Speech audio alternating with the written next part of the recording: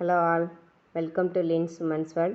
இன்னைக்கு நெக்ஸ்ட் கிளாஸில் fly leaf filling stitch எப்படி போடுறதுன்னு பார்க்கலாம். இந்த மாதிரி லீஃப் போட்டுக்கோங்க. லீஃப் போட்டுட்டு அந்த ஷேப்பில் சென்டரில் ஒரு லைன் போட்டுக்கோங்க. லைன் போட்டுட்டு எப்போதும் போல் சில்க் த்ரெட்டில் 2 ஸ்டாண்ட்ஸ் எடுத்து கீழே நாட் போட்டு அவுட்லைனில் ஒரு செயின் ஸ்டிச் போட்டுக்கலாம். எதுக்கு செயின் ஸ்டிச் போடுறோன்னா, நம்ம இப்போ தான் ப்ராக்டிஸ் பண்ண ஸ்டார்ட் பண்ணியிருக்கோம். ஸோ பிகினர்ஸ் தானேல, அதனால் செயின் ஃபஸ்ட்டு போட்டுக்கோங்க. போட்டுட்டு நம்ம ஃபில்லிங்கை உள்ளே ஃபில் பண்ணலாம். ஸோ உள்ளே என்ன கலரில் ஃபில்லிங் கொடுக்குறோமோ அதே கலர்லேயே அவுட்லைனில் ஸ்டிச் கொடுங்க. கொஞ்சம் பொடி செயினாக சின்ன செயினாக கொடுங்க. வேணால் நம்ம அந்த டர்னிங்கில் அந்த வளைவுலலாம் திருப்பும்போது பெரிய செயின் போட்டோம்னா அதோட ஷேப் மாறிடும். ஸோ பொடி செயினாக சின்ன செயினாக போடுங்க. சின்ன செயினாக போட்டு மேலே போட்டு லாக் பண்ணிக்கலாம். சேம் கலர் த்ரெட் யூஸ் பண்ணுங்கள். லாக் பண்ணிவிட்டு மேலே இருந்து நம்மளுக்கு எவ்வளோ டிஸ்டன்ஸ் வேணுமோ அதில் ஒரு லாங் செயின் போட்டு அதுக்கிட்டேயே குட்டியாக ஒரு லாக் செயின், அதாவது ஒரு லாங் செயின் அடுத்து ஒரு ஷார்ட் செயின் போட்டுட்டு அந்த செயின் ஃபஸ்ட்டு போட்ட செயினோட லெஃப்ட் சைடு நம்ம அவுட்லைன் போட்டிருக்கோம் இல்லையா செயின் ஸ்டிச்சு, அதுக்கு வெளிப்பக்கமாக போட்டு உள்ளே இழுத்துட்டு வரணும். இழுத்துட்டு வந்து அதை ஒரு lock. So next right side அதே மாதிரி அவுட்லைனுக்கு வெளியில் போட்டு ரிவர்ஸில் எடுத்துகிட்டு வந்து ஒரு லாக். ஸோ இப்படி லெஃப்ட் அண்ட் ரைட் அப்படி நம்ம மாறி மாறி பண்ணிக்கிட்டே இருக்க போகிறோம். ஸோ இன்னொரு டைம் சொல்கிறேன். ஃபஸ்ட்டு லெஃப்ட் சைடு இப்போ முடிச்சிருக்கோம். ரைட் சைடு அவுட் நம்ம செயின் ஸ்டிச் போட்டிருக்கோம் இல்லையா, அதை வெளிப்பக்கமாக இருந்து உள்பக்கமாக எடுத்துகிட்டு வரணும். எடுத்துகிட்டு வந்து சென்டர் நம்ம லைன் போட்டிருக்கோம் இல்லையா, அதில் ஒரு லாக் போட்டு நெக்ஸ்ட்டு லெஃப்ட் சைடு இருந்து எடுத்துகிட்டு வந்து மறுபடியும் அதே லைனில் ஒரு லாக். ஸோ பொறுமையாக பண்ணுங்கள். வேணால் நம்ம இது வந்து ரிவர்ஸில் எடுக்கோம் இல்லையா, ஸோ அந்த த்ரெட்டு வந்து சிக்காகும். பொறுமையாக பண்ணுங்கள். சில்க் த்ரெட்டை நைஸாக ரொம்ப டைட்டாக பிடிக்காதீங்க. டைட்டாக பிடிக்க த்ரெட்டு கீழே கட் ஆகிட்டு இருக்கும், பிசுறு தட்டும். ஸோ இவ்வளோ நாள் அவுட்லைன் அப்படி போட்டுட்டு இருந்தீங்க. ஃபில்லிங்க்கெலாம் போடும்போது ரொம்ப அந்த த்ரெட்டு சிக்காகி அந்த ஷைனிங்னஸ் இல்லைனாலே அந்த ஃபில்லிங்கோட ஷேப்பே மாறிடும். ஸோ ஃபில்லிங்னாலே அந்த சில்க் த்ரெட்டோட அந்த ஷைனிங்னஸ் வந்து அப்படி கரெக்டாக ப்யூராக இருக்கணும். ஸோ நம்ம பார்க்கச்சில எந்த பிசுறுமே தட்டாமல் அப்படியே அழகாக இருந்தால் மட்டும்தான் அதோட ஃபில்லிங் நல்லா நீட்டாக இருக்கும். ஸோ நம்ம அடிக்கடி கட் பண்ணி நம்ம போடுறோம் அப்படின்னா அதோட ஷைனிங்னஸ் போயிடும். ஒரு 2 ஸ்டிச் போட்டுட்டு பிசுறு தட்டுதுன்னா கட் பண்ணி விட்டுருங்க. நம்ம எண்டு நாட் போட்டு கட் பண்ணி விட்டுருங்க. கட் பண்ணி விட்டுட்டு கொஞ்சம் த்ரெட்டையும் கட் பண்ணி விட்டுட்டு மறுபடியும் நாட் போட்டுட்டு ஃப்ரெஷ்ஷாக ஸ்டார்ட் பண்ணுங்கள். நம்ம ஆல்ரெடி போட்டு பிசுறு தட்டி த்ரெட்டு வந்து பாதி தூரத்துக்கு ரொம்ப டேமேஜ் ஆகிருக்கும். மறுபடியும் நம்ம எடுத்து விட்டு அதே இதில் கண்டினியூ பண்ணோம்னா ரொம்ப அந்த சில்க் த்ரெட்டோட ஷைனிங்னஸ்ஸே இருக்காது.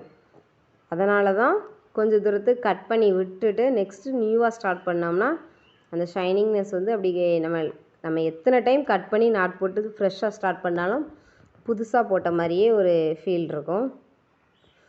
ஸோ அது மட்டும்தான் அந்த ஒரு ட்ரிக்ஸு பிகினர்ஸுக்கு. ஸோ கொஞ்சம் எக்ஸ்பீரியன்ஸ் ஆகிட்டுனா நம்மளுக்கு செயின் கட் ஆகவே ஆகாது. நம்ம ரொம்ப ரேர் தான், ஒரு 90% பிகினர்ஸுக்குள்ள வர அளவுக்கு எக்ஸ்பீரியன்ஸ் ஆகிட்டுனா வராது. ஸோ ஃபஸ்ட்டு ஸ்டார்டிங்கில் இது ஃபாலோ பண்ணிங்கன்னா அந்த ஷைனிங்னஸ் வந்து கரெக்டாக இருக்கும். ஸோ இன்னொரு டைம் சொல்கிறேன்.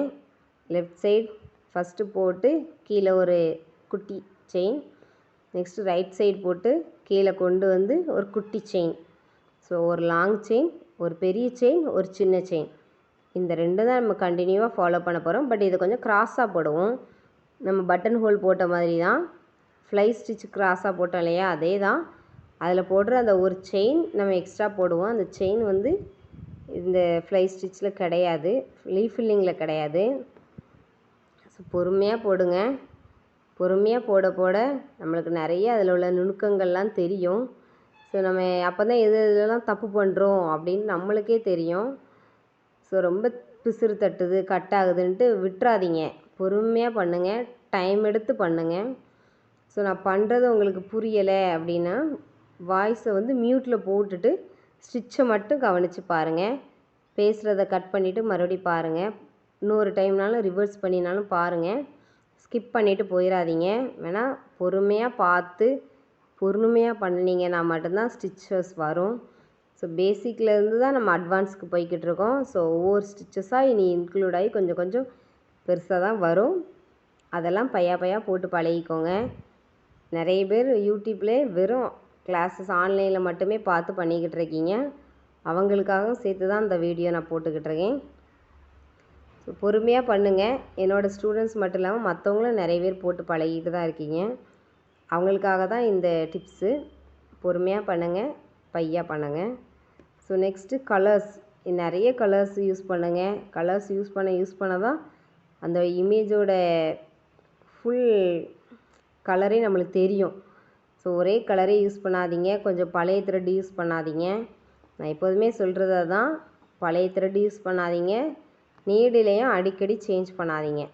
நம்ம எந்த நீடில் யூஸ் பண்ணுறோமோ அந்த நீடில் பிரேக் ஆகுத வரைக்கும், உடஞ்சி தூர போடுற வரைக்கும் அதே நீடிலே கண்டினியூ பண்ணுங்கள். 4 ஸ்டிச் போட்டோம், தொலைச்சிட்டோம், நெக்ஸ்ட்டு புதுசாக யூஸ் பண்ணோன்னா அந்த நீடில் நம்மளுக்கு ப்ராக்டிஸ் ஆகுது, ரொம்ப கஷ்டம். ஸோ இப்போ லாஸ்ட்டு எண்டிங்கில் வர போகிறோம். ஸோ கொஞ்சம் ஸ்லைடாக போடணும். ஸோ நம்மளுக்கு கொஞ்சம் தான் கேப் இருக்கு இல்லையா? ஸோ கொஞ்சம் இந்த சைடு லெஃப்ட்லேருந்து ரைட் சைடு போய் ஒரு நாட் போட்டுக்கணும். செயின் ஸ்டிச்சு வந்து லெஃப்ட்லேருந்து ரைட் சைடு வந்து ஒரு நாட் போட்டுக்கணும். ஸோ அப்படி போட்டால் தான் கீழே அடியில் ஃபினிஷிங் வந்து கரெக்டாக இருக்கும். சொன்னேன்ல, லெஃப்ட்லேருந்து ரைட் போட்டு ரைட்லேருந்து லெஃப்ட் கொஞ்சம் பையாக பொறுமையாக போட்டு நாட் போட்டு ஃபினிஷ் பண்ணிக்கோங்க. ஸோ ஃபினிஷ் பண்ணிவிட்டு நெக்ஸ்ட்டு இதை இப்படி விட்டுறக்கூடாது. இதுக்கு அவுட்லைனில் ஒரு செயின் ஸ்டிச் போடணும். அதுவும் சேம் கலர் த்ரெட்டில் தான் போடணும். நம்ம உள்ளே போட்டிருக்க ஃபஸ்ட்டு போட்ட அவுட்லைன் செயின் ஸ்டிச் வந்து தெரியாது. நம்ம அதுக்கு மேலே தானே ஸ்டிச் போட்டிருக்கோம். ஸோ இப்போ அவுட்லைனில் ஒரு செயின் ஸ்டிச் போடணும். செயின் ஸ்டிச் கம்பல்சரி போடணும் அவுட்லைனில். ஸோ நம்ம பக்கத்தில் இந்த ஹோல்ஸ்லாம் தெரியும் இல்லையா, அதை மறைக்கிறதுக்காகவும் அந்த லீஃபோட ஷேப்பை வந்து நல்லா எடுத்து காட்டும். நம்ம அவுட்லைன் நீங்களே வேணால் போட்டு பாருங்கள். அவுட்லைன் போடாமல் ஒரு ஸ்டிச் எப்படி இருக்குது, அவுட்லைன் போட்ட ஸ்டிச் எப்படி இருக்குதுன்னு ரெண்டுக்குமே நிறைய டிஃப்ரென்ஸ் இருக்கும். So outline must. ஸோ நீங்கள் அவுட்லைன் போடலைன்னா பீட்ஸு, அடுத்து ஜம்கி அந்த மாதிரி வேறு எதுனாலும் வச்சு நீங்கள் அவுட்லைன் போட்டுக்கலாம். ஸ்டோன் செயின் ஃபிக்ஸ் பண்ணிக்கலாம். மஸ்ட் இப்போ நம்ம சில்க் த்ரெட்டில் போடுறதுனால சேம் கலர் சில்க் த்ரெட்டே நான் எடுத்து அவுட்லைனாக போட்டுக்கிட்டு இருக்கேன். ஸோ இதே சிங்கிள் லைன் இல்லை, டபுள் லைன்னாலும் போட்டுக்கலாம். அது உங்கள் சாய்ஸ் தான். நான் சிங்கிள் லைன் இப்போ போட்டு முடிச்சுக்கிறேன். ஸோ எண்டு நாட் போட்டு முடிச்சுக்கலாம். ஸோ இதில் எதுவும் டவுட் இருந்ததுன்னா கமெண்ட் பண்ணுங்கள், நான் கிளியர் பண்ணுறேன். தேங்க்யூ.